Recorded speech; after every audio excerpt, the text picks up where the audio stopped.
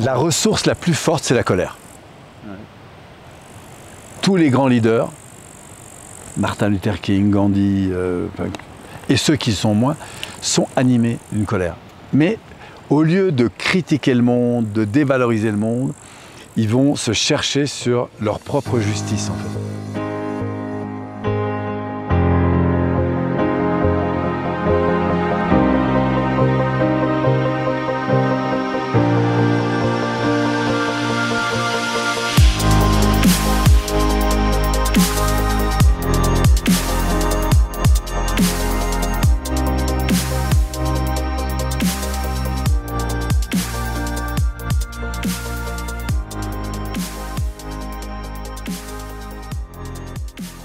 Bon, ben merci Paul de m'accorder ce temps après la formation.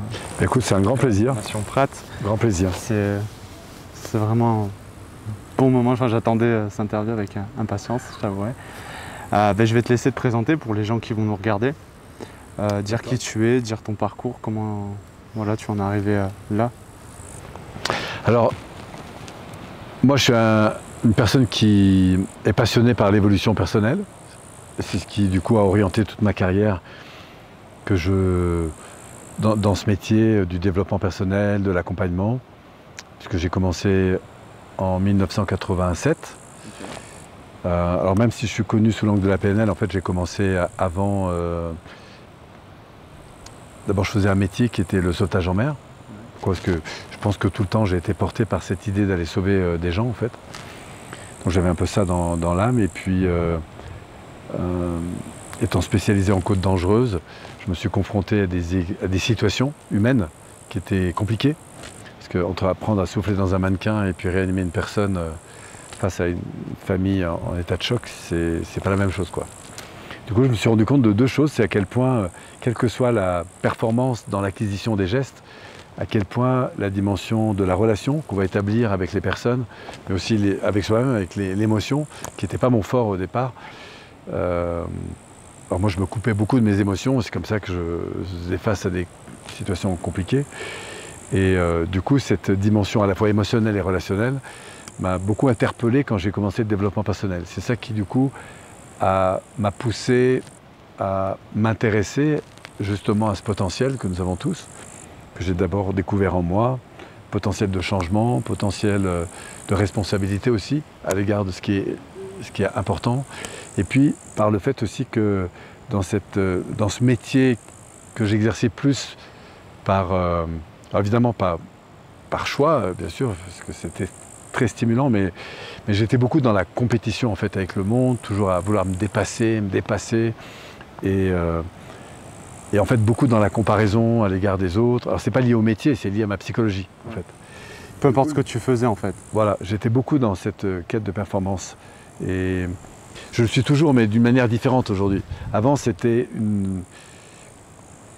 pour moi une façon d'exister en fait, que d'être dans la performance. Parce que si j'étais pas dans la performance, je me sentais jugé par les autres.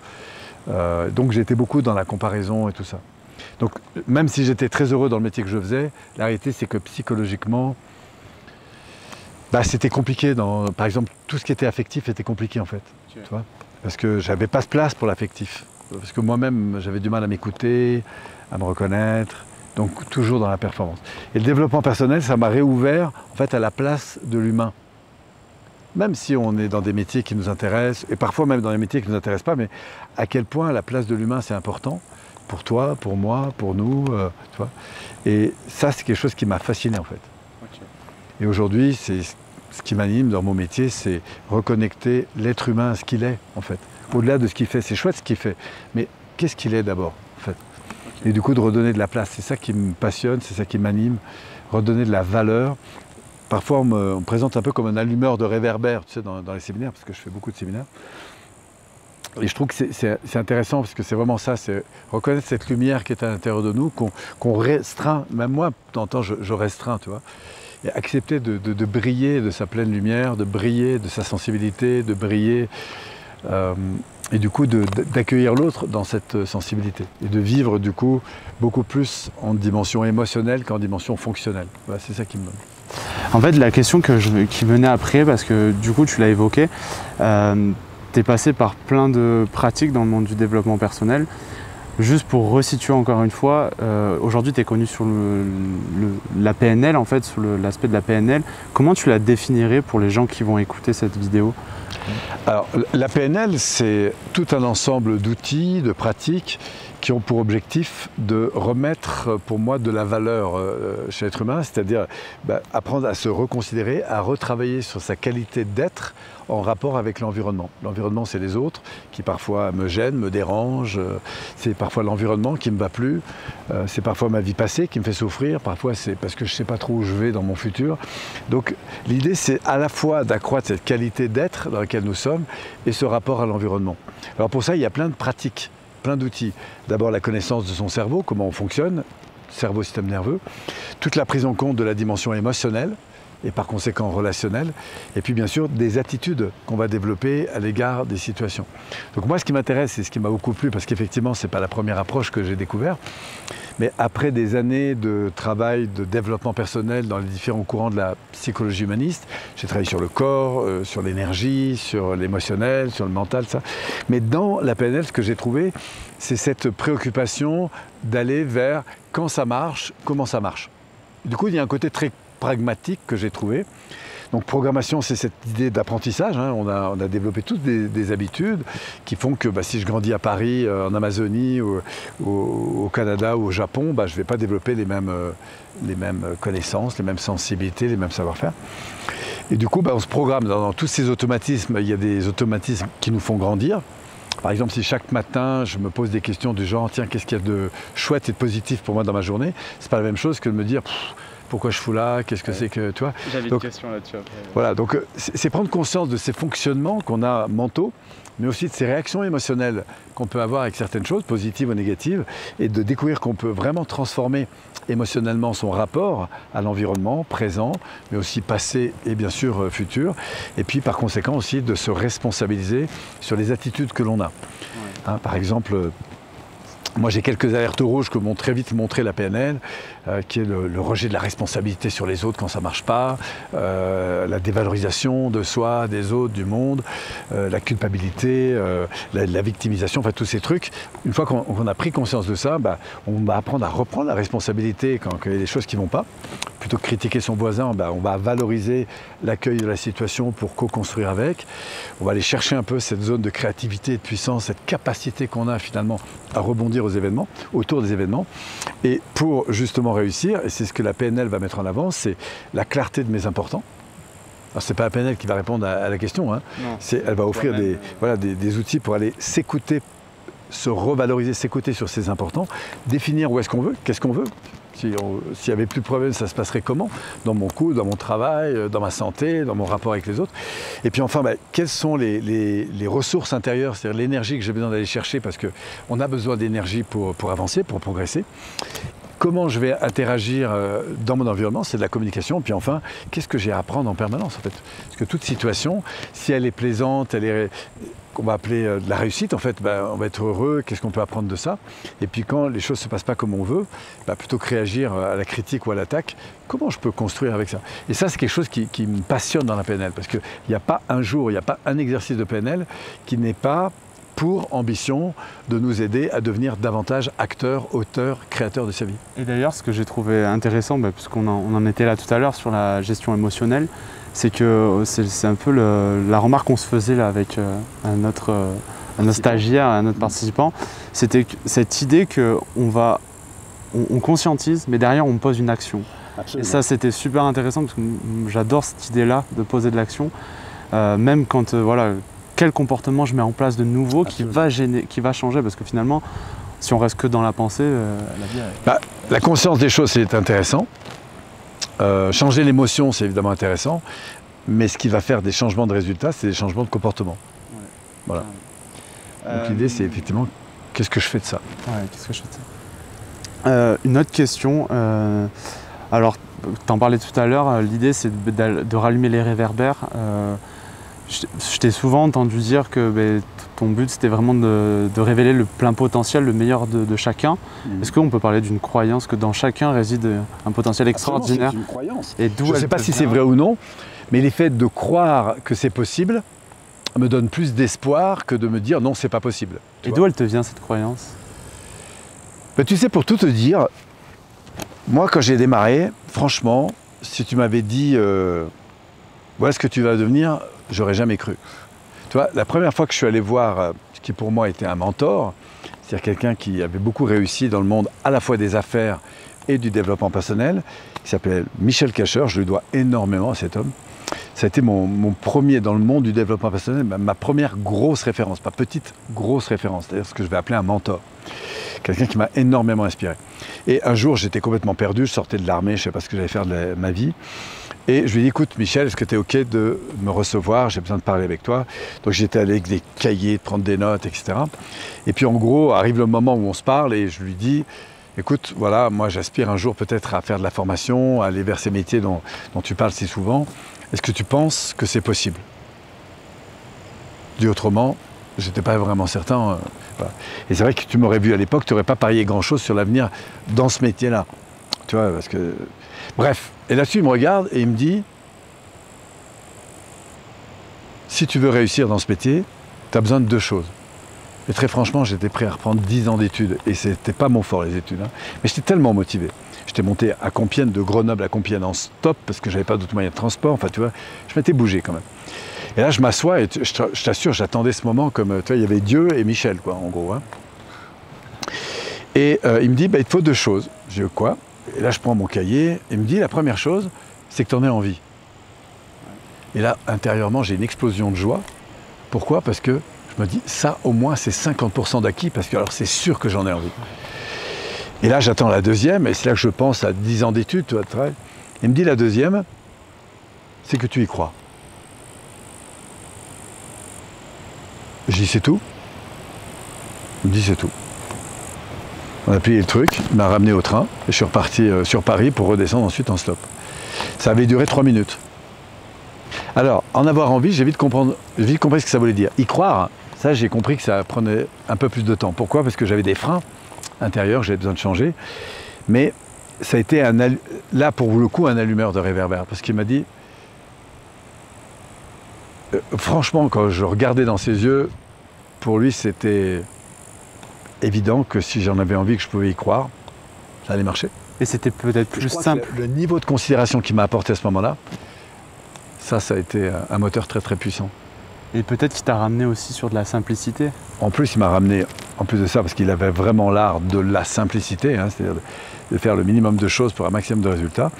Et je dois dire qu'en y repensant, hein, tu vois, ça me touche encore quand j'y repense, mais je pense qu'il avait des croyances beaucoup plus positives à l'égard de mon véritable potentiel que moi-même je les avais vis-à-vis de moi. Et je pense que c'est ça aussi dans mon métier aujourd'hui. Et je l'ai revu avec énormément de personnes. Je repense à David Laroche, je repense à des tas de jeunes comme ça qui sont passés dans les formations et qui à un moment donné ont accepté de croire en eux, c'est-à-dire en croire en quelque chose de supérieur à la circonstance. Et je pense que même si dans l'eau, il y a eu des gens qui ont freiné ces personnes, comme moi ça m'est arrivé, il y a eu aussi des personnes qui, à un moment donné, dans le regard, leur a dit « Vas-y, crois en toi ». Et pourquoi? Parce que quand l'environnement croit en toi, voilà. Et même encore aujourd'hui, puisque je suis dans des groupes d'entrepreneurs, on est challengé. Et moi, j'ai toujours mes challenges. J'ai toujours, il ne faut pas croire que c'est fini. Hein. C'est pas parce que j'ai 30 ans de... J'ai toujours mes peurs, mes nouveaux challenges. Et parfois, j'ai besoin du regard de personnes qui me disent « Mais Polo, c'est évident que ça va marcher. Si tu en as envie, que tu y crois et que tu bosses, ça va marcher. » Et c'est bien que tu le dises, même toi, en tant que personne, comme tu dis, ça fait 30 ans que tu es là-dedans. Ça fait, tu es reconnu comme... voilà, tu pourrais... donner l'image que c'est facile, que c'est facile. Et plus on est des... Après, ce qui va se passer, c'est qu'on va aimer cette aventure du challenge. Ouais. Je pense que c'est ça, être entrepreneur. C'est pas forcément créer des boîtes. Hein. Être entrepreneur, c'est accepter l'idée d'entreprendre. C'est entreprendre pour aller vers ce à quoi on aspire vraiment. Et pour moi, il n'y a pas plus belle vie qu'une vie dans laquelle on aura tenté le tout pour le tout. Et qu'une chose qu'on ne regrettera jamais, c'est d'avoir tenté ce qu'on voulait, en fait. Ouais. Même si ça n'a pas marché, c'est pas grave. Par contre, ne pas avoir tenté, ça peut générer du regret. Autre question, alors celle-là elle est un peu dédiée pour mon meilleur ami. On a des débats un peu philosophiques sur le fait que, alors lui il pense que trop penser ça rend malheureux. D'accord. D'avoir du coup d'accéder à un certain niveau de conscience que certaines personnes ne devraient pas, enfin que ceux qui pensent pas en fait sont plus heureux. Du coup j'avais envie de te poser la question. C'est une très bonne question ça. Est-ce que la pensée finalement rend plus heureux ou pas? Penser rend-il malheureux en fait? C'est le thème qu'on aime bien aborder. Rend-il malheureux? Moi je dirais que le problème c'est pas de penser, c'est la manière de penser. Et c'est un peu comme les questions. Nous, dans le monde de l'accompagnement, on est des machines à se poser des questions. Et ce qui est intéressant, c'est les bonnes questions. Les questions puissantes. Ce qu'on va appeler les questions puissantes, qui sont donc orientées vers des solutions, qui sont orientées vers la libération d'un potentiel, vers la recherche d'un moyen pour que ça marche, et pas le pourquoi ça marche pas, pourquoi j'y arrive pas, pourquoi je me sens nul, pourquoi ceci. Ça, c'est des vieilles questions qui aujourd'hui ne m'intéressent plus, même si dans certains cas, c'est intéressant de comprendre pourquoi ça marche pas. Ça, c'est dans les phénomènes répétitifs. Pourquoi? Parce que ça permet de prendre conscience des éléments. Voilà. Mais ce qui me fera le plus avancer, c'est pas de comprendre pourquoi ça marche pas. Ce qui fera le plus avancer, c'est de comprendre comment ça marche. Voilà. Alors, penser, oui, moi je trouve que c'est quelque chose de très important parce que c'est la conscience qui nous élève. Ça, c'est sûr. Et la philosophie, c'est intéressant parce que ça permet de s'ouvrir. Et puis après, il y a des personnes qui aiment penser. Comme il y a des gens qui aiment faire du sport. Comme il y a des gens qui aiment célébrer, comme il y a des gens qui aiment passer à l'action. Il y a des gens qui sont faits pour penser. Et donc c'est intéressant aussi de voir si j'aime penser, si est-ce qu'au fond ça me rend heureux, tu vois? Ouais, mais du coup lui, dans la démarche qu'on a dans le débat, c'est plus que le fait de penser, ça te fait connecter à un niveau de conscience qui te fait mettre l'accent du coup sur ce qui va pas en fait. Bah, ça dépend sur quoi tu penses. La question c'est pas de penser, c'est sur quoi j'oriente ma pensée. Mais l'idée donc du coup pour toi c'est vraiment de refaire les questions en fait, de revoir les questions que tu te poses à ce moment-là en fait. C'est de s'interroger sur la qualité de la question qu'on se pose. Moi tout est système de croyance, d'accord? On ne fonctionne que dans des interprétations. Tu me suis? Oui, bien sûr. Parce qu'on ne peut pas être autour. Donc la vraie question c'est pas de savoir si la croyance est vraie ou pas. La vraie question pour moi, c'est est-ce que la croyance m'ouvre le champ des possibilités ou pas? Souvent on me dit, mais Polo, est-ce que tu crois en Dieu? J'ai passé une partie de ma vie, comme j'ai grandi dans des communautés religieuses, à penser quelque chose de beaucoup plus grand que moi, qu'on appelait Dieu et tout ça, et me retrouver effectivement connecté à une dimension. Alors on peut appeler Dieu, Jésus, ou Mahomet, tout ce que tu veux, enfin qu'importe. Mais c'est clair que pour moi, il y a une dimension qui est plus large. Maintenant, est-ce que c'est le Dieu que tout le monde se représente? Je ne suis pas sûr. Et qu'importe, je me fous de ça. Moi, ce qui m'intéresse, c'est est-ce que la croyance à laquelle tu es une croyance qui t'élève à aller vers le meilleur de toi et qui t'entraîne dans un rapport au monde qui est un rapport constructif? Parce que pour des raisons religieuses, on peut détruire ou sauver, en fait. On peut condamner ou libérer. Voilà, la vraie question, c'est est-ce que ma croyance est condamnante vis-à-vis de moi ou des autres, ou est-ce que ma croyance est libérante vis-à-vis de moi et des autres, tu vois? Donc, pour revenir sur la pensée, c'est où est-ce que, de quoi on parle? Où est-ce que ça nous emmène? Moi, je dis, par exemple, mon père, qui était un grand leader en France des mouvements non violents. Et mon père disait toujours une chose, il dit que la violence la plus dramatique, c'est la violence des justes. Ce qu'il appelait les justes, c'est les gens qui vont justifier, par de la pensée, par de la théorie, le fait de condamner une population, le fait d'aller s'installer dans un pays, d'aller prendre des ressources à droite ou à gauche, parce qu'on estime que c'est la loi. Et que c'est bon pour nous. Donc on s'octroie une loi, ce qu'on appelle la loi des justes, et du coup, on va justifier de la violence, parfois même des trucs dramatiques.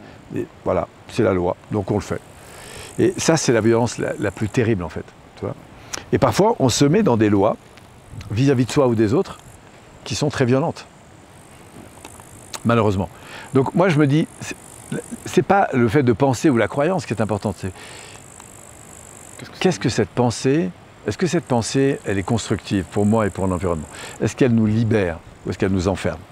Est-ce qu'elle nous met dans la division ou est-ce qu'elle nous met dans l'union, tu vois?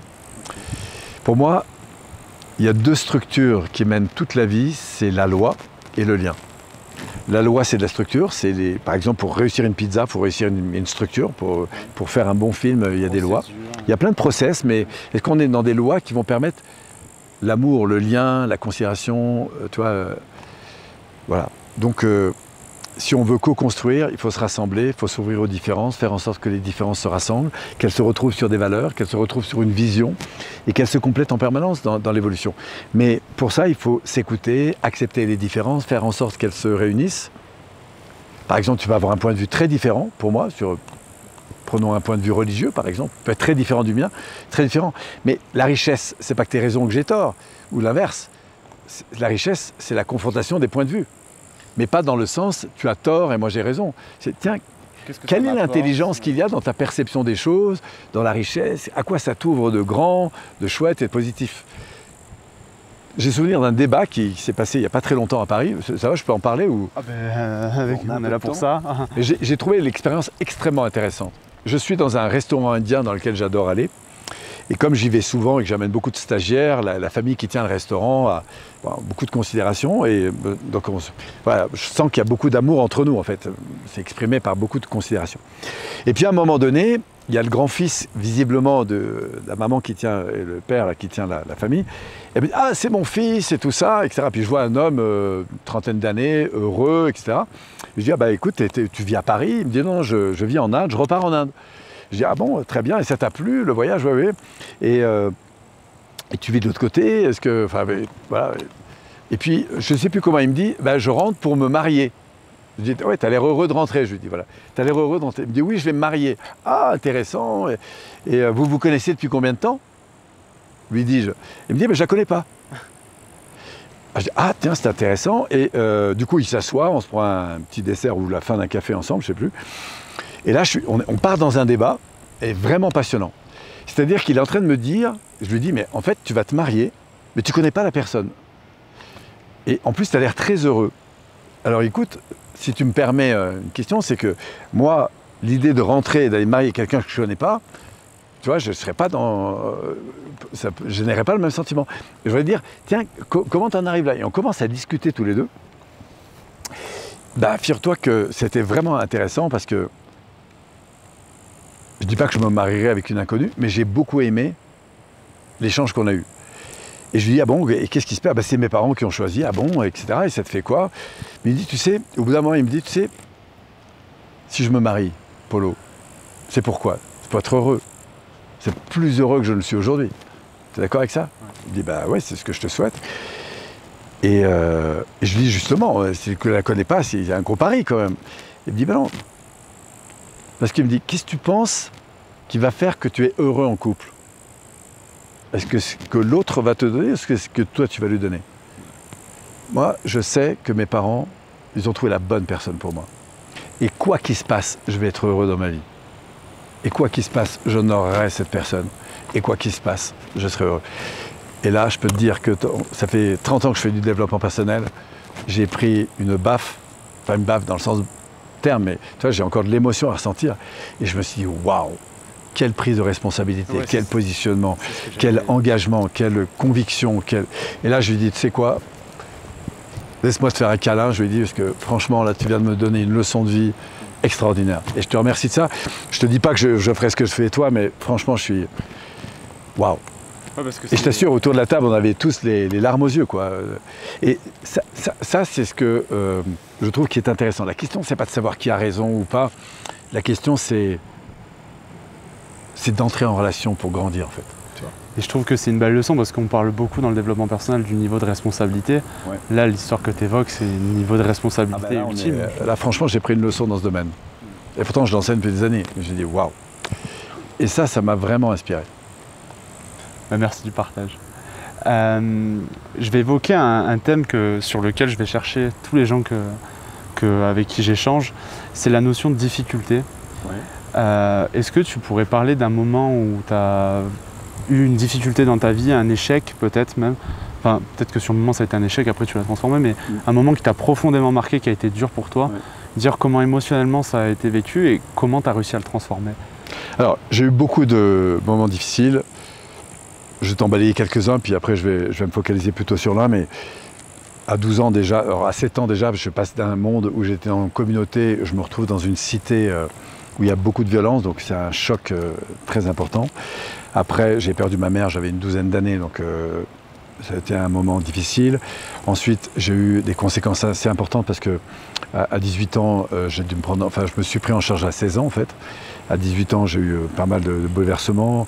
Après, j'ai retrouvé un frère, proche d'un frère qui est décédé. Et au-delà de la perte humaine d'un proche, avec sa famille, sa femme, ses enfants, il y a eu aussi des conséquences parce que j'étais engagé avec lui pour le soutenir sur des histoires immobilières. Donc je me suis retrouvé avec, à 20 ans en fait, avec une charge de 2,8 millions de dettes vis-à-vis des banques, puisque j'étais caution solidaire pour un projet sur lequel j'avais 5% des parts. Donc ça m'a causé énormément de soucis pendant plus de 25 ans. Bref, et plus tard, après, j'ai monté mon développement personnel, et là j'ai eu un des moments aussi qui a été particulièrement dur dans ma vie, et j'en arrive à celui que je vais te parler, c'est qu'on est en... Donc j'ai fait 10 ans d'école de PNL, hein, entre 90 et 2000, on est donc dans les années 95, 96, 98, 99, et là, il faut savoir pour l'histoire qu'au-delà de la PNL qu'on a mis en place, on avait ouvert un département qui s'appelle l'école de coaching, ICI, Institut de Coaching International. C'était juste au début un département de mon entreprise, mais qui est devenu une entreprise à part entière dans les années 2000. Et c'est à ce moment-là qu'avec Alain Kérol, on a décidé de séparer nos activités. Les 3 premières années, c'est moi qui ai porté ce projet. Donc on avait des contrats sur plus d'1 an et c'était les premières formations dans lesquelles on alternait du travail au téléphone et du travail en salle. Donc la modalité que nous avions trouvée à l'époque avec Alain, c'est que ceux qui payaient directement de leur poche, payé à Alain, ce qui lui permettait de préparer le transfert d'activité sur une autre société. Et moi, qui étais en France et qui portais des conventions, et j'avais donc besoin d'une structure, la mienne, eh bien, je dressais les conventions qui étaient vendues à peu près à 40% plus cher. Donc, première année, on fait des conventions. Deuxième année, on démarre le truc. Et il se trouve qu'en fin de deuxième année, alors qu'on a déjà vendu la troisième année, toutes les conventions me sont refusées. Pourquoi? Parce que les organismes financeurs à l'époque refusent le fait qu'on ait des formations en ligne, en l'occurrence des formations par téléphone. Du coup, tu avais signé 2 ans en fait, 3 ans de... J'avais une année qui était faite, l'autre qui était en voie de se terminer et la troisième qui anticipait l'année suivante. Okay. Et comme c'était des groupes de 60-70 personnes, il y avait à peu près la moitié des gens qui étaient en prise en charge. Je me suis retrouvé en fait, pour te dire, j'avais à l'époque une SARL avec un capital de 50 000 francs. Et je me suis retrouvé avec une perte d'à peu près un peu moins de 130 000 francs. Et quand tu as pratiquement 3 fois enfin plus de 2 fois ton capital en perte, il y a un truc qui se passe, c'est que le tribunal de commerce descend, tu es en cessation de paiement, donc en incapacité à assurer ta trésorerie. En plus de ça, moi j'avais une autorisation à l'époque de ma banque de 90 000 francs par mois de découvert. Pourquoi? Parce que j'avais un chiffre d'affaires qui était quand même assez important. Mais là, du coup, ça a été coupé. Le tout cumulé, j'avais 280 mètres carrés de bureau, 7 salariés à temps plein, tu vois. Ouais. Et je peux te dire, avec la réussite, toi, 10 ans de PNL, tout s'est effondré. Et là, j'ai connu une des périodes les plus noires de ma vie. Parce que d'abord, j'ai dû licencier l'ensemble des personnes. J'ai dû me séparer de mes bureaux. Et puis, l'entreprise s'est arrêtée.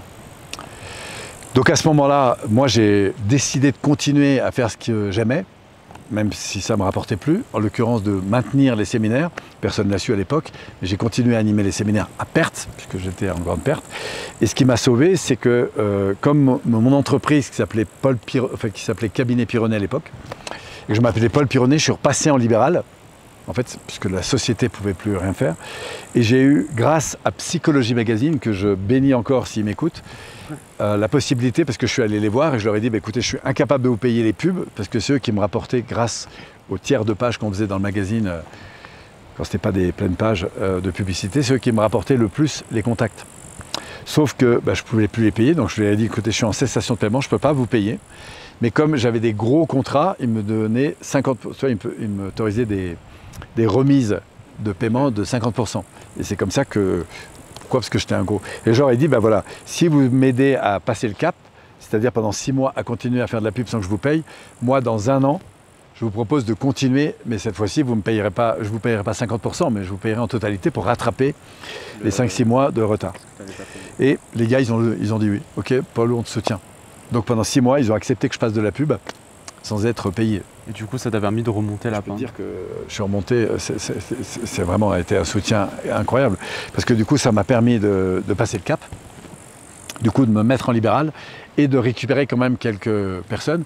Il est vrai du coup que j'avais plus les charges que j'avais avant, puisque j'avais plus de personnel, plus de bureau, plus de voitures, enfin il y a beaucoup de choses qui avaient disparu. Du coup, avec quelques personnes, évidemment, ça m'a redonné de l'oxygène, mais j'ai quand même passé 1 an et demi seul dans ma cuisine, tu vois, à devoir me remobiliser. Et à ce moment-là, je peux te dire une chose, c'est que j'ai repris tous les concepts de PNL, travail sur les valeurs, sur la vision, sur l'énergie et tout ça, comme jamais. Et je suis passé d'un travail où tu m'accompagnes, je t'accompagne, on pense à autre chose, etc., à un moment donné, une intégration profonde de ce que c'était que se mobiliser vraiment avec la PNL. J'ai donc fait face à des contraintes assez importantes. En plus, j'avais rencontré quelqu'un dans les années 2000. Du coup, avec ces difficultés, c'était un peu compliqué. Quelqu'un que j'aimais beaucoup. Bon, finalement, j'ai fini par la récupérer et arriver à me marier, puisque c'est les années où je me suis marié par la suite. Toujours est-il que j'ai passé les années les plus noires de ma vie. Et ce que je retiens de ça, c'est que jamais je n'ai enseigné la PNL de la même façon après ces années-là. Tellement je suis allé me chercher à l'intérieur, si tu veux, qu'aujourd'hui, je sais ce que c'est qu'être en difficulté. Je sais ce que c'est que mettre le focus sur ce que c'est positif quand tu vis du négatif. Je sais ce que c'est, tu vois, j'ai été loin, hein. Je me suis retrouvé devant un psychiatre en sortant avec des médicaments, tellement j'étais mal, tu vois, en pleurant toute la journée, jusqu'au jour où j'ai dit je mets ça à la poubelle, je vais me rechercher et je muscle ma détermination, mon engagement, ma motivation. Et c'est comme ça que j'ai redémarré. Et du coup, j'ai créé Cohésion Internationale d'ailleurs à l'époque. Okay. C'est bien que tu en parles comme ça parce que c'est beau aussi de dire, parce qu'on voit souvent les gens sous leur réussite, ouais. Mais que c'est. Mais tu sais, les plus grandes réussites, si tu les regardes bien, c'est basé sur elles se sont construites sur des échecs. Ouais, mais ce qui est encore plus intéressant là sur ce que tu racontes, c'est que tu dis que tu enseignes aujourd'hui la PNL comme jamais tu l'as enseigné avant. Ouais. Alors ça, c'est plus au niveau de l'intégration émotionnelle, tu vois. Ouais. Mais tu as raison. Et c'est super intéressant de le dire, qu'à partir d'échecs, tu peux construire. C'est sûr. Tu vois, prenons un exemple d'une réussite que je trouve assez fabuleuse, c'est celle de David Laroche. Oui. Parce que beaucoup de gens le connaissent, c'est pour ça que je prends. Mais David Laroche, sa réussite, elle est, si tu regardes vraiment bien, que tu en parles avec lui, tu verras qu'elle est construite en permanence sur des échecs. Parce qu'il se confronte à des situations qui sont particulièrement difficiles, mais à chaque fois, qu'est-ce qu'il fait? Il muscle sa détermination à dire voilà où je vais, voilà pourquoi je le fais, voilà comment je vais rebondir.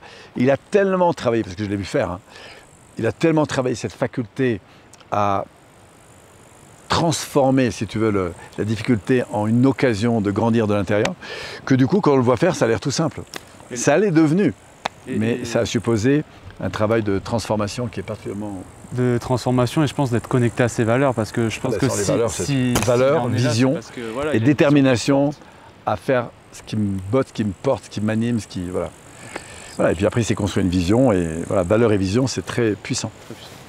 Et pourquoi je le trouve? Parce que franchement, je le trouve très bon. Moi, je l'ai vu intervenir sur scène, et on le voit parfois. Et pourquoi il est si bon? Parce que le premier qui s'est drivé, c'est lui-même. Hein. Parce que je l'ai connu, quand il dit qu'il a des difficultés. Tu l'as vu. Ah ben on a suffisamment été ensemble pour vous dire que les difficultés qu'il a eues, il a eu du solide à... Et c'est ça qui l'a transformé en fait. Alors je parle de lui, mais c'est vrai de centaines de personnes qui ont réussi. Il n'y a pas de grande réussite sans gros challenge, il n'y a pas de gros challenge sans capacité à aller chercher. Et justement sur le plan émotionnel, tu parles de l'entrepreneuriat. Moi, c'est un sujet qui me touche particulièrement, l'entrepreneuriat, le côté sportif. Souvent, tu as une gestion émotionnelle là-dedans. Bon, nous, on est en plein dedans là, en stage, mais souvent qui est liée sur la colère, la tristesse. Bon, il y a des peurs aussi, beaucoup. Comment tu conseillerais à un entrepreneur qui vit des difficultés, comme tu les as vécues, émotionnelles, qui peuvent être très fortes, très intenses, comment tu lui conseillerais de faire? La ressource la plus forte, c'est la colère. Ouais. Tous les grands leaders, Martin Luther King, Gandhi, et ceux qui sont moins, sont animés d'une colère. Mais au lieu de critiquer le monde, de dévaloriser le monde, ils vont se chercher sur leur propre justice en fait. Tu vois? Et c'est ce qu'on évoquait encore tout à l'heure dans le groupe. Si tu as un cadre qui ne te convient pas, va te chercher à l'intérieur pour construire ce à quoi tu aspires. Ouais. Et on retrouve ça chez tous les déterminés. C'est-à-dire, tu sais quoi, moi c'est ça que je veux et je vais faire le maximum pour aller le chercher. Toi tu veux pas, c'est ok. Discutons, trouvons des solutions. Si vraiment au niveau des valeurs on ne se retrouve pas, si au niveau de la vision on ne se retrouve pas, c'est ok. Mais moi je continue ma route et j'avance sur ce à quoi j'aspire. Parce que c'est ma première responsabilité. Et c'est ça qu'on trouvera chez tous les entrepreneurs. Donc si à un moment donné ça va mal, la force d'un entrepreneur, c'est qu'il n'est pas dans la culpabilité de l'environnement, il est dans la prise de responsabilité et canalise sa colère pour se reconstruire à travers de ses principes, de ce qui est important pour lui. J'ai interviewé Paul Fontaine avant toi, ouais. Même prénom que toi d'ailleurs. Très inspirant ce garçon. Ah, tu connais? Ouais. Ouais. Et Paul, on te salue si jamais. Ouais, bah, je pense qu'il la verra puisque ce sera à la suite de sa série d'interviews. En fait, il me disait que souvent lui, les personnes avaient le logiciel soit tristesse, soit colère. Ouais. Et je trouvais ça super intéressant. Et lui il me disait j'avais cette colère jusqu'à un certain moment. Et à un moment, j'étais dans la culpabilisation, dans le déni de ma maladie, etc. Et il y a un moment où il s'est dit, je vais créer autour de cette colère. Il appelle ça la colère créatrice, en fait. C'est juste. Et je trouvais ça super inspirant, la manière dont tu me l'avais évoqué. Et ça passe par une chose que tu as dit, qu'il a dit, qui est très importante. C'est cette oscillation colère-tristesse. Ouais. Tristesse, c'est le moment où n'ayant pas eu ce que je veux, du coup, je tombe, je chute. La colère, ça me fait monter. La tristesse, ça me fait redescendre. Et malheureusement, la tristesse, c'est que je tombe dans la dévalorisation. Et soit j'accepte ce truc, et je me dis c'est fini, soit je me dis attends, c'est quoi mon important? Et à partir de là, je me remets en lien. Donc je ne suis plus en rejet, mais en lien, en revalorisation. Et à partir de là, je vais rechercher le cadre qui va donner la place à cette valorisation. Et c'est évident que pour lui, il a connu des hauts et des bas, comme nous avons connu tous. Mais l'entraînement à prendre en compte les situations, à se revaloriser et à se bouger finalement, à aller chercher ce à quoi il aspire, ça c'est probablement ça qui l'a motivé, à remobiliser. Et du coup, effectivement, il canalise cette colère comme une énergie créatrice qui est, écoute, si ça ne marche pas, on y va autrement, mais c'est quoi mon important? Et à partir de là, qu'est-ce que je décide de faire? Ouais, c'est ça, clairement, ce qu'il me disait dans l'interview, qu'il s'est créé une forte vision du handicap. Et il me disait même que son premier marathon qu'il court, 40 km, il me dit j'étais prêt à mourir pour finir. Quoi. Absolument. Et ça, moi, ça me faisait frissonner. Absolument. Pareil, sur les émotions, comment tu expliques du coup qu'on peut avoir autant de polarité en nous, en fait, en chacun de nous? Moi, je le ressens parfois. Des fois, je peux être la personne la plus gentille, la plus bienveillante du monde, et parfois, des fois, je peux me transformer, j'ai ma colère qui prend le dessus. Comment t'expliques qu'il y a ce champ parce que tu as tout en toi. Ouais. Tu as tout en toi. Après, c'est la manière, en fonction de ce qui se passe, et la manière dont tu vas rentrer en relation à toi, qui va révéler tel ou tel aspect. Mais tu as de la peur, parce que si je te mets 3 ou 4 dizaines de serpents autour de toi, tu vas avoir peur, c'est clair. Ouais. Si tu as peur de tomber, c'est normal, donc la peur, tu vas l'avoir. Tu peux aussi être dans ta tête en te disant, oula, qu'est-ce qui va se passer dans 5 minutes, dans 10 minutes, demain, etc. Tu peux t'angoisser, parce que tu vas faire ce qu'il faut avec ta tête, avec ton cœur, et avec tes comportements. Tu peux être en colère, de la même façon, parce que tu t'insatisfais de ce qui se passe, parce que tu dis, il avance pas, parce que tu es là en attendant, mais pourquoi ça se passe pas comme je veux, etc., et te mettre en colère. Au contraire, dire, ok, ça se passe pas, accueillir cette situation, et me dire, aujourd'hui, quelle est l'occasion que ça me donne de travailler, parce que j'ai décidé d'être heureux, et voilà, c'est l'occasion, je suis dans un bouchon, ça bouge pas, ça fait 3 heures que je suis collé là, et c'est l'occasion de m'entraîner à être ici et maintenant heureux, quoi qu'il se passe. Donc, qu'est-ce que j'observe de positif, comment je co-construis, etc. Donc, c'est un muscle que tu vas travailler. Mais tu avais 2 choix, soit de rester en colère pendant tes 30 km, soit de changer le truc. Tu peux aussi être triste, parce que, oulala, de toute façon, le gars avance pas, et en plus, il ne me considère pas, je ne vais pas y arriver, on va arriver en retard, je vais pas, tu vois, je peux me dévaloriser beaucoup là-dessus, ou au contraire, recréer du lien avec, ok, j'aurai pas la belle soirée que j'avais prévue parce que du coup on va arriver en retard, je vais peut-être rater mon train, je vais peut-être rater mon avion, je vais peut-être rater mes 15 jours de vacances aux Bahamas. Ok. Bah, je peux rester à pleurer toute la journée, mais je peux me dire aussi, ok, quoi d'autre que la vie me réserve en fait. Ouais. Et je trouve ça super intéressant. C'est intéressant de voir qu'on a toutes ces polarités. Elles sont toutes ok pour moi. Et on a aussi toute la dimension de la joie, le désir, la joie, l'amour, la paix. Et plus on va s'ouvrir à ce champ, au fond, émotionnel, parce que c'est là qu'on vit, hein. On vit pas dans notre... On n'est pas des fers humains, on est des êtres humains, donc on vit dans cette dimension. Et après, la vraie question, c'est, dans toutes ces dimensions, à quoi j'aspire. Ouais. C'est là que les valeurs naissent. Ouais. Les valeurs, les valeurs émotionnelles, hein, pas les valeurs fonctionnelles, les valeurs émotionnelles. J'aspire à être heureux. Hein, je peux aimer le faire du sport, mais moi, ce qui m'apporte, c'est être heureux. Et quand je vais faire du sport, avant, je me défonçais pour le sport. Maintenant, moi, j'ai un calibre, c'est être heureux quand je cours. Ouais. Alors, j'aime l'effort, mais si je finis et que je suis épuisé, que j'en peux plus, c'est pas une bonne idée pour moi. Okay. Bon, après, c'est l'âge qui fait ça. J'ai adoré, à mon avis, me donner un peu trop parfois, mais ça m'a permis de réussir certaines choses. Mais aujourd'hui, j'aime la performance tant que le bonheur est là. Pour moi, la valeur, le plaisir est plus important que le résultat. Et du coup, je découvre d'ailleurs qu'en courant dans le plaisir, je me rends compte que finalement, j'ai des résultats qui peuvent être aussi bons. Ah ouais, moi je vais te donner un exemple. L'autre jour, je vais courir justement. Et je venais de voir parce que j'étais en congé, c'était un peu après le Covid. Et du coup, je me suis fait une série de vidéos de Mike Horn, que j'apprécie vraiment parce que c'est quelqu'un qui... Il est toujours heureux. Quelle que soit la contrainte qu'il rencontre, c'est incroyable. Quand on épluche ce qui se passe dans son système interne, il est capable de se faire des galères de dingue, mais on sent qu'il est toujours heureux à l'égard de la situation qu'il a à gérer. Même si parfois c'est dur, tu vois. Du coup, il maîtrise son énergie en fait. Et du coup, il maîtrise son énergie et il passera toujours avant en fait. Et c'est ça que je trouve très fort. Et du coup, je me retrouve en train de courir. Et tout d'un coup, au moment où je pars, je me vois visualiser un peu le terrain que je vais faire. Et puis, tout d'un coup, je cours, et comme c'est la phase d'échauffement, tu vois, évidemment, les 15 premières minutes, c'est souvent les plus dures, parce qu'il faut se remettre en route, etc. Et là, je suis en train de me dire, oulala, je ne pourrais jamais faire ce que j'ai visualisé. On va y aller cool, Polo. Tu vois, je suis dans l'anticipation, mais comme je suis dans un état de fatigue, tu vois, les 10 premières minutes, tout d'un coup, je me dis, ah non, je ne pourrais jamais faire. Et là, je me dis, ok, Polo. Et après, je cours et je me dis, tiens, je vais me mettre dans le plaisir. Alors, je commence à descendre, puis à remonter. Et dans la course, la seule chose sur laquelle je me focalise, c'est prends plaisir à faire de l'effort. Prends plaisir à faire de l'effort. Du coup, j'arrive en haut et je me dis, allez, je me refais une descente. Et je remonte à nouveau. Et ce jour-là, j'ai fait 3 ou 4 descentes, ce que je fais beaucoup plus. Et j'ai été extrêmement surpris de la conséquence. C'est quand je mets le plaisir avant tout, mon corps m'amène beaucoup plus loin. Tu vois ? C'est super intéressant ce que tu dis. J'ai dépassé ce que j'avais imaginé avant. Mais jamais dans ma phase d'effort où j'étais fatigué. Et là, je me suis dit, Polo, c'est vraiment important que quand tu es fatigué, c'est pas le moment de décider de tes ambitions.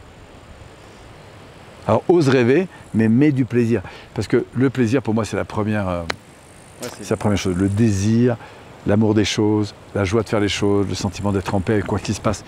Ça, c'est vraiment des alertes importantes pour moi. Ça me fait penser un peu à la discussion qu'on a eue hier sur le fait du détachement, de lâcher prise, oui. Dans le sens où du coup là tu es moins focus sur le résultat, mais tu es focus sur le moyen que tu es en train de mettre en place. Voilà, sur la manière dont je fais face au résultat. Tu vas atteindre le résultat et ça je trouve que c'est hyper intéressant pour les entrepreneurs par exemple qui vont regarder ou les sportifs d'être beaucoup plus focus justement là-dessus parce que tu as du pouvoir en plus là-dessus. Et c'est important quand tu soulignes le lâcher prise de bien dire aux personnes qui nous écoutent que le lâcher-prise, c'est pas de laisser aller. Le lâcher-prise, c'est de la qualité d'accueil. Ouais. Par exemple, on avait prévu une réunion qui se fait, elle n'est pas finie ou elle ne se fera pas. J'accueille ce qui se passe et je co-construis avec. Le lâcher-prise, ça ne veut pas dire laisser aller. Ça veut dire j'accueille ce qui n'était pas prévu. Je lâche prise sur ce que j'avais prévu, mais par contre, j'accueille ce qui se passe là maintenant. Et je garde aussi une forme de responsabilité aussi. Absolument. Je garde mon cap. Si c'est possible d'y aller, c'est possible, mais si la pluie ou la météo nous empêche d'y aller, eh ben, on prendra la mer demain. Voilà. Lâcher prise, c'est éviter de passer toute la nuit à être en rage parce que la mer nous empêche de prendre le bateau. Parce que j'ai pas de pouvoir dessus. Parce que j'ai pas de pouvoir dessus. Et ça s'appelle la responsabilité. Mettre son attention sur sa zone de responsabilité, accepter de lâcher ce sur quoi j'ai pas la main en fait. Et croire qu'on a la main sur tout, c'est juste une illusion. Hein. Et justement, là, j'ai une question qui me vient. En fait, c'est une question qui m'obsède un petit peu, c'est qu'est-ce qui fait que quand tu as des grosses difficultés, mais vraiment des très grosses difficultés, je pense à des gens comme Philippe Croison, tu dois connaître, qu'est-ce qui fait qu'il y a des gens... Oui, mais en fait, je vois pas. Ouais, c'est le monsieur qui a traversé la Manche à la nage sans bras et sans jambes. Qu'est-ce qui fait qu'il y a des gens, malgré les pires difficultés, ils vont construire, ils vont se relever, et qu'est-ce qui fait qu'il y en a pendant 30, 40 ans, même avec des plus petites difficultés, ils vont rester. Donc c'est pas la hauteur de la difficulté qui fait qu'on la traite ou pas, qu'on change sa relation. C'est la relation qu'on va établir avec. Alors maintenant, qu'est-ce qui fait qu'une personne... c'est Boris Cyrulnik hein, qui nous vante depuis des années ce facteur, c'est ce facteur de résilience. Qu'est-ce qui fait qu'il y a des personnes qui, face à la difficulté, vont se renforcer et d'autres vont s'écraser? Il y a un mystère humain là-dedans. Ouais. Il faut accepter qu'il y a un mystère humain.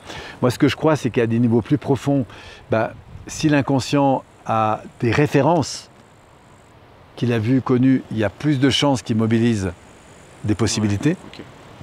Et parfois, on a vu, suffit de regarder ces pauvres enfants ou même adultes là, comme ça qui traversent la Méditerranée, qui traversent des situations absolument abominables et qui sont capables d'un niveau de résilience de dingue. Pourquoi? Parce qu'il y a un phénomène de survie. Alors que d'autres vont lâcher pour des problématiques tellement moindres. Ouais. Quand on voit dans certains pays du monde à quelle horreur, à quelle difficulté ils sont capables de faire face. Et nous, on se plaint parce que la météo n'est pas très bonne. Ouais. Voilà. Bon, après, c'est une affaire, je pense, d'habitude de confort, tu vois. Ouais. Si tu as l'habitude de vivre dans un château, tu n'as pas les mêmes références que si tu as l'habitude de vivre dans un studio, tu vois. Mais ce qui est très intéressant, c'est que si tu vis dans un studio et que tu aimes les châteaux, au début, tu vas être très heureux. Mais après, tu vas t'habituer à tu auras donc confort, de la joie et de l'inconfort. Et si tu es habitué des châteaux, je te mets dans un studio, au début, ça va être très compliqué. Ouais. Mais au bout d'un moment, tu vas te réhabituer. C'est comme le fait de croire que parce que j'aurai une super voiture de sport, je vais être plus heureux. Oui, au début, je vais être plus heureux parce que j'ai quelque chose auquel je n'accédais pas. Mais au bout d'un moment, tu auras des joies et des peines, y compris avec ta Porsche, tu vois. C'est, je trouve, la différence entre l'excitation et l'inspiration. Ouais. Dans le sens où l'excitation, c'est beaucoup plus court. Ouais. C'est beaucoup plus éphémère, comme tu dis, par exemple acheter une voiture de sport, alors que l'inspiration et le fait d'être connecté à une vision qui est plus grande, par exemple si je te dis aider les autres, ouais. Ça va être beaucoup plus durable. Ça va toucher plus des valeurs profondes en fait. Ouais. Absolument. Alors là, vu qu'on va arriver sur la fin, il y a une question que je pose à tous les gens que je rencontre. Si tu avais, parce qu'en fait je fais des interventions auprès de jeunes en difficulté, en handicap, si tu voyais un jeune ou même un sportif, un entrepreneur, ou après on peut élargir, en difficulté, qui vit une difficulté vraiment complexe, qu'est-ce que tu aurais envie de lui dire si tu avais une seule clé à lui donner? D'abord, le reconnaître dans ce qu'il vit face à la difficulté. Le reconnaître dans ce qu'il vit, ça peut être de la peur, de la colère, de la tristesse. Reconnaître ça. Ok, aujourd'hui, il y a telle situation qui me met dans tel état. Il y a telle difficulté qui me met dans tel état. Voilà. Une fois que j'ai identifié ça, je me dis, ça me révèle quoi d'important? Telle difficulté, mon associé m'a trahi. J'ai tout perdu. Et du coup, qu'est-ce que tu ressens? Je me sens triste. Je me sens en colère. Je me sens déçu. Déception. Ok. L'inverse, c'est quoi? L'inverse, ouais. C'est la joie. Qu'est-ce que ça révèle? Il y a de la joie, ça révèle à quel point, créer du lien. Voilà, à quel point tu as besoin d'être pris en compte, d'être considéré, etc. Et aujourd'hui, à partir de là, comment tu peux prendre la responsabilité de ce qui se passe et construire avec ça? Okay. Et pour construire, il faut écouter ce qui se passe. Ouais, d'être dans l'accueil, encore une fois, de les émotions. Voilà. Et après de se dire, qu'est-ce que ça révèle d'important à mes yeux? Que la vigilance est important, que la confiance est important, etc. Et encore une fois, ça m'est arrivé, je sais de quoi je te parle. Voilà. Mais tant que je remettais la responsabilité sur l'autre, parce qu'il n'a pas fait ou dit, et qu'il m'a attaqué alors que c'était injuste, qu'il m'a pris de l'argent alors que c'était injuste, qu'il m'a volé alors que c'était injuste, ok, follow. À quoi et comment tu as participé à ça et qu'est-ce que ça te révèle que tu peux changer? Ouais, ok. Et tant que je mets de la colère sur l'autre, malheureusement, je me desserre. Voilà ce que je dirais. Donc reprendre la responsabilité, écouter ce que je vis, accueillir, et à partir de là me dire qu'est-ce que ça me révèle d'important et comment, quel cadre j'ai besoin de faire grandir pour nourrir ça. Ok, top. Et juste pour rebondir aussi, parce que ça m'est venu, sur ce que tu disais, le fait de vivre des difficultés, sur le fait que les gens qui se relèvent, c'est des gens qui ont eu quelque part un schéma de difficultés où ils sont habitués en fait finalement à passer outre. Du coup, c'est intéressant de pouvoir dire que en fait, au travers de vivre plusieurs difficultés de manière presque régulière, c'est ça qui t'entraîne, qui développe le muscle de la résilience. La croissance, oui bien sûr. Bah, c'est comme une montagne, hein. Tu sais, quand tu décides de faire un sommet, tu vas te confronter à des difficultés. La question c'est quel rapport je vais avoir avec cette difficulté? Est-ce que je rebondis ou pas? Puis je me dis, peut-être j'arriverai là-haut, mais le plus important c'est le plaisir que j'ai à monter. Et tant que j'ai du plaisir à monter, je monte. Ouais. Voilà. Mais et être dans l'écoute. Être dans l'écoute de ce qui se passe maintenant et pourquoi ça a du sens pour moi de continuer d'avancer, faire le pas suivant. Ok, top. Bon, mais alors je vais te poser une question que je pose aussi à tout le monde. Après, c'est la dernière. Tu vas voir que tes formations me marquaient du coup, mais je demande toujours aux gens que je rencontre 3 valeurs qui sont importantes, enfin peut-être plus, et une citation qui t'a marqué, qui te parle. Alors en termes de valeurs, je vais te faire part des miennes qui sont les plus essentielles. Il y en a beaucoup, mais les plus essentielles, c'est la présence à moi-même et si possible à l'environnement. Alors j'y travaille par la méditation, par l'accueil, par la considération de ce qui est ici et maintenant. Parfois je suis à fond dedans, parfois je suis à côté, tu vois. En tout cas, dès qu'il y a une tempête, moi c'est de revenir ici et maintenant. La deuxième valeur importante, c'est le fait d'être porté par un avenir qui m'inspire, c'est-à-dire moi j'adore avoir des projets, partager avec des gens qui ont des visions. Je suis très stimulé à l'idée de tendre vers quelque chose qui nous excite, qui nous porte, surtout si ça sert le monde. Et puis la troisième valeur, je vais t'en mettre 2 là-dedans, c'est à la fois la responsabilité et la liberté. C'est que je suis le premier responsable, je ne suis pas coupable de ce qui m'arrive, mais je suis le premier responsable de ce que j'en fais. Et que c'est ça la liberté, c'est l'espace de choix que j'ai entre ce qui m'arrive et ce que je décide d'en faire. Voilà. Donc c'est cet espace de liberté qui est pour moi une valeur très importante et que je prône, y compris dans mon métier. Voilà. Quant à la citation, il y en a beaucoup. Citation qui m'inspire, mais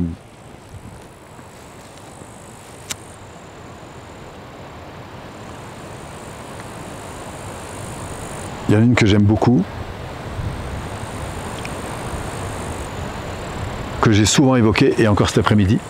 Et j'ai appris que c'était pas de moi en fait, mais je ne sais plus qui est l'auteur de ça, et qui dit « Quand l'homme, avec un grand H, aura découvert la puissance de l'amour, alors pour la 2e fois dans l'histoire de l'humanité, il aura découvert le feu. » Et quand on connaît l'accélération que ça a eu dans le développement humain, la découverte du feu, je crois que la découverte de la puissance de l'amour va générer une accélération de croissance exponentielle. Ouais, 100 fois supérieure. Heureusement, il y a des gens qui ont connecté à cette dimension, la dimension du pardon, la dimension de la libération. Et je dis, la puissance de l'amour, c'est la force de transformation la plus grande, et que sans amour véritable, on ne transforme rien. Ouais, voilà. C'est très joli. Et du coup, Paul, où est-ce qu'on peut te retrouver pour les gens qui vont regarder cette vidéo? C'est très simple, il faut taper sur Google Paul Pironnet, Institut, si on veut rajouter le nom de l'entreprise qui est derrière, Paul Pironnet Institut. Et là, il y a beaucoup de contenu, on me trouve sur Facebook, Instagram, YouTube aussi, beaucoup de vidéos sur YouTube, parce que je propage énormément de contenu. Voilà, j'ai plus de 600 vidéos, donc il y a largement de quoi se nourrir pour ceux qui sont intéressés par cette thématique, à la fois de l'évolution personnelle, mais aussi de l'évolution professionnelle, et surtout de cette dimension d'accueil de la différence de l'environnement, puisque l'environnement bouge beaucoup. On est dans une société qui se transforme et vite.